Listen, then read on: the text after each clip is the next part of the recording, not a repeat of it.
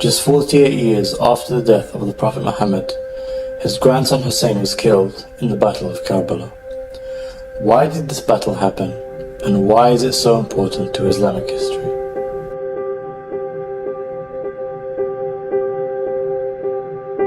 After the fourth Caliph Ali was assassinated in 661, a power vacuum emerged, leading to Muawiyah assuming role as Caliph, despite opposition from part of the Ummah who wanted Hassan, son of Ali, who was the grandson of the Prophet, as the Caliph. To avoid further bloodshed after years of conflict, Hassan signed a peace treaty with Muawiyah. This treaty stipulated that Muawiyah would not appoint a successor after him. In the year 670, Hassan was assassinated, leaving his brother Hussein to take on his duties.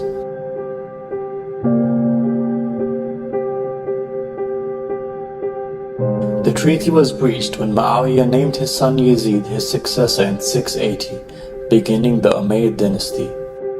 Yazid spread his power through corruption, bribery, and the use of violence. To legitimize his rule, Yazid demanded allegiance from Hussein. Hussein refused, as Yazid was openly corrupt and known to be brutal. Hussein was forced to flee Medina under threat of imprisonment and assassination. He had received thousands of letters from Kufa, Iraq, pledging support for an uprising against Yazid.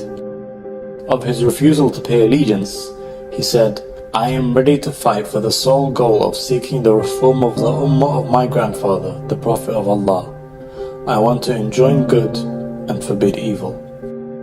Hussein first went to Mecca for Hajj, but then left to avoid violence and preserve the sanctity of the holy city. Hussein departed with his family and companions to Kufa. In response to the threat of rebellion from the Kufans, Yazid dispatched a governor to Kufa to quash dissent. This led to thousands of Kufans withdrawing their support and the threat of violence. As they approached Kufa, Hussein's caravan was intercepted by a battalion of Yazid's army led by a man named Hur al-Riyahi. A greater army which numbered in the thousands, led by Umar bin Sa'ad, joined him and surrounded Hussein's camp in what is now known as Karbala in modern-day Iraq. The army cut off access to water for Hussein and his family, leaving the men, women and children to suffer from days of thirst in Iraq's blistering desert heat. The army demanded allegiance from Hussein, threatening him with death. Despite all the odds, Hussein refused to back down. On the night before the battle, Hussein told his companions that they were free to leave, but they pledged to stand beside him in the face of certain defeat.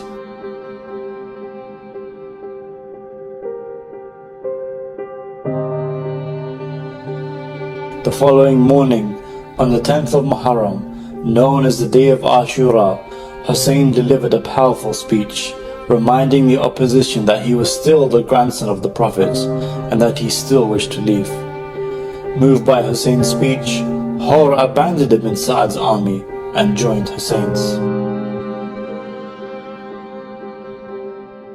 The battle commenced, with Hussein's 70-odd companions facing off against an army of what many historians number to be 30,000. The companions of Hussein fought group by group and were martyred on the battlefield. Eventually, Hussein was left with a handful of remaining family members. They too were killed. Hussein, now with no one beside him, pleaded with the enemy forces for water for his 6-month-old baby. The enemy responded by firing a fatal arrow at the infant, killing Hussein's child in his arms.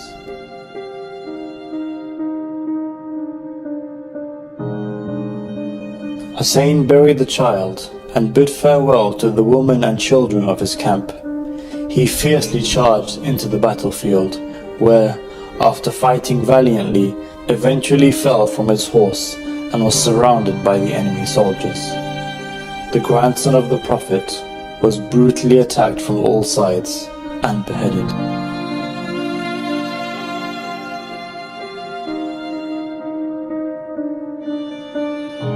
The enemy forces attacked and plundered the possession of the dead bodies, as well as the camp of Hussein's family.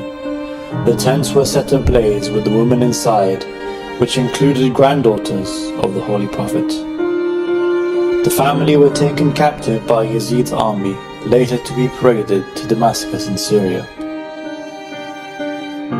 The story of Karbala shook the Muslim Ummah as news spread, launching several uprisings across the Muslim Empire. Many argue that the Battle of Karbala forever changed the course of Islamic history. The day of Ashura is mourned globally by millions of Muslims, both Sunni and Shia, to honor the heroic stand of the Prophet's grandson, Hussein.